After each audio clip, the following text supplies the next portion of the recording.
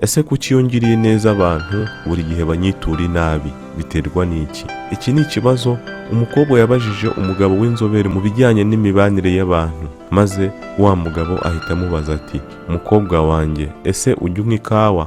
Ati yego.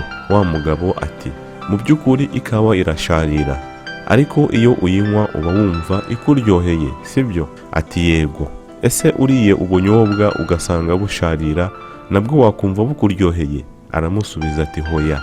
Wa mugabo ahita amubwira ati nyuma yo kurya ubwo bunyobwa ugasanga busharira, uretse ko butazakuryohera ahubwo uzanarakara ushake kubucira ngo bukuve mu kanwa.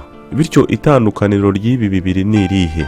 Ko ikawa yashariraga n'ubunyobwa bukaba bwashariraga. Itandukaniro ryabyo ni uko wowe ikawa wari uyitezeho ko iza kuba ishaririye, ariko ubunyobwa ntabwo ari cyo wari ubwitezeho. Bityo kuba byabaye imbusane y'icyo wari utegereje byatumye utishima urarakara. Akomeza agira ati mwana wanjye rero ujye uhora uzirikana ko igihe cyose uzahindura ibitangaza byose wari witeze ku bantu, ugusharira kw'abantu ntago kuzigera kukubabaza.